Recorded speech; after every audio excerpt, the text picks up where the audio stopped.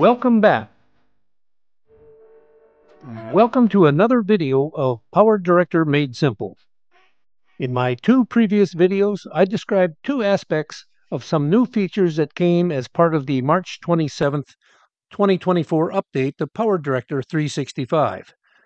The first was about copyright protection to the Meta and Soundstripe background music, while the second video was about the additional method of adding fade-in and fade-outs to audio clips.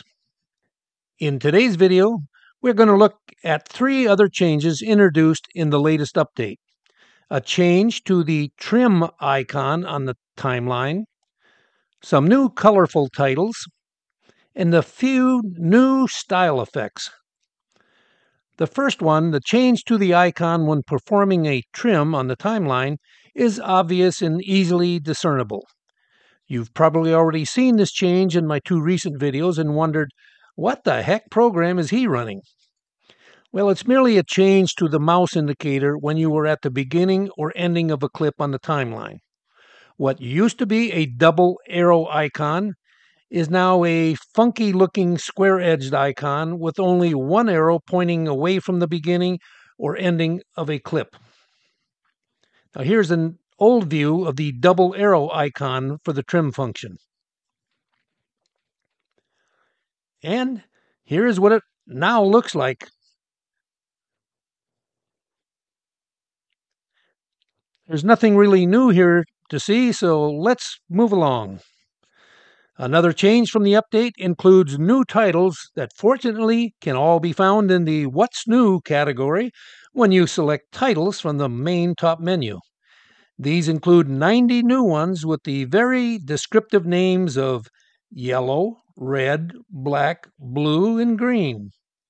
They join the previous ones that use fancy fonts and colors in a category called, wait for it, colorful. But this update with these new titles concerns me for several reasons. You can see the small download icon on each one of the new titles, and that means there is some new element required by the program to use any one of these. That new element is a new font for each one.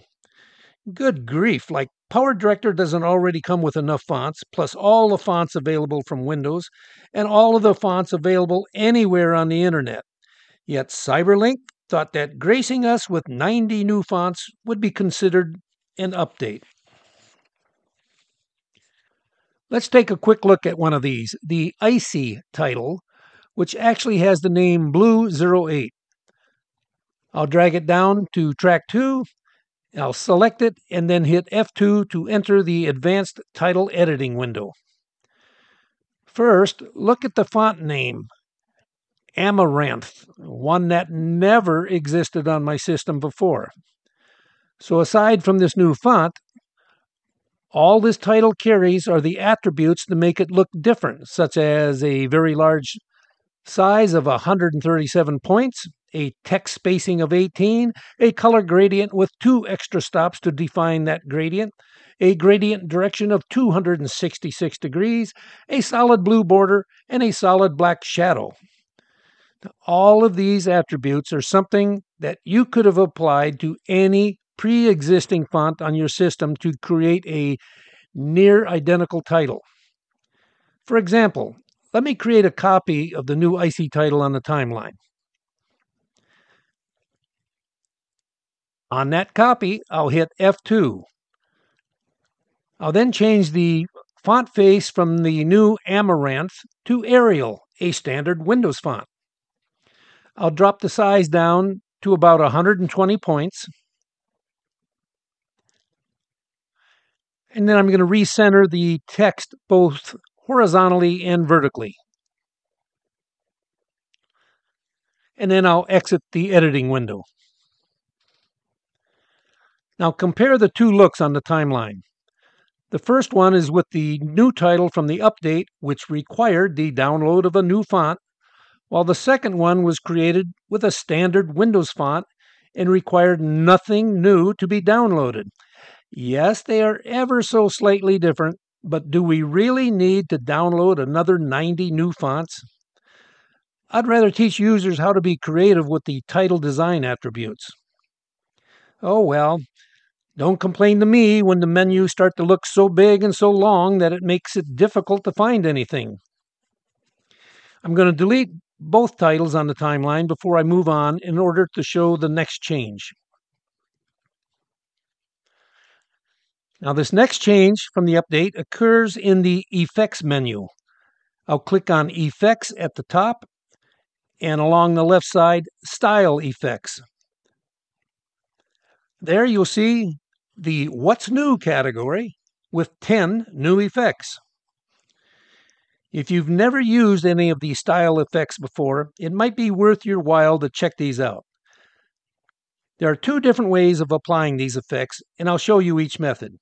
You can either drag and drop the effect directly onto the video on the timeline, or you can drag and drop the effect directly onto an effects track. An effects track doesn't normally show on the timeline, but can be created by clicking on the button on the far left, just to the left of the timeline. Now, I don't need any additional video or audio tracks, so I'll keep them set at 0. And at the bottom, I can add one effect track and place it below track 3. I'm going to cancel out of this because in order to speed things along, I have already added 2 effect tracks below track 3. I'm now going to play the short video of a train ride on the timeline. The ride seems too smooth, at least from the train rides that I have taken. So let's add a small amount of bounce. With the cursor over the train video on the timeline, I can click on each of the style effects to see what they look like with the train.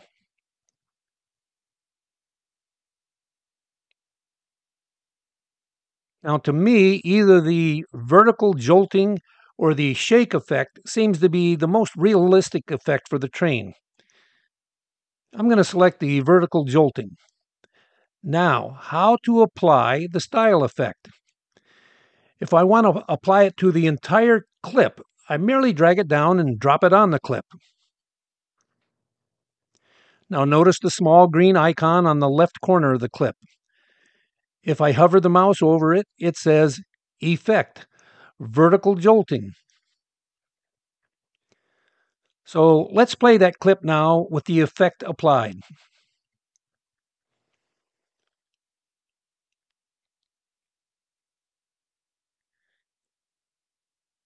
Now that seems more like the train tracks where I live. But what if you thought the effect was too intense? So here's how to modify it. The first method is to select the clip and then click on the Effect button above the timeline to bring up the Effects setting window. I'm going to exit this window just for now, because the other method is to click on the effect icon on the timeline clip and then click on the name of the effect, which brings up the same settings window. The two most important parameters for this effect are at the top: the frequency of the jolting and the strength of the jolting. I'm going to turn the frequency down to about 70 and the strength to about 50. I'll hit play to see if that looks more realistic.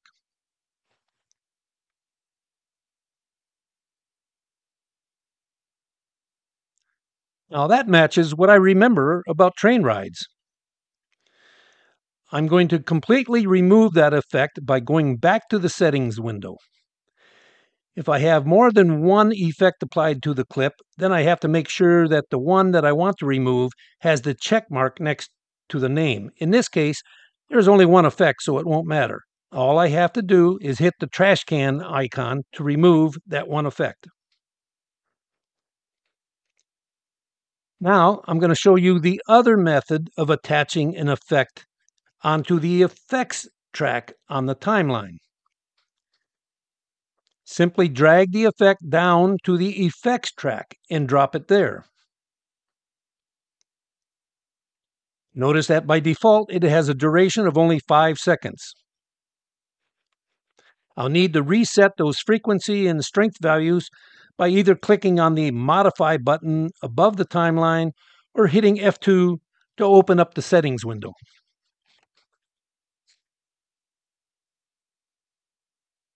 I'll reset the frequency back to 70 and the strength to 50. I'll now replay the clip where the first 5 seconds have the effect applied, and then the remaining 5 seconds will be from the original untouched video. You should be able to easily see the contrast between the effect and without the effect. Now, using the effects track is very handy because you can have multiple effects with different durations, and yes, you can also create more than one effect tracks, as I have done here.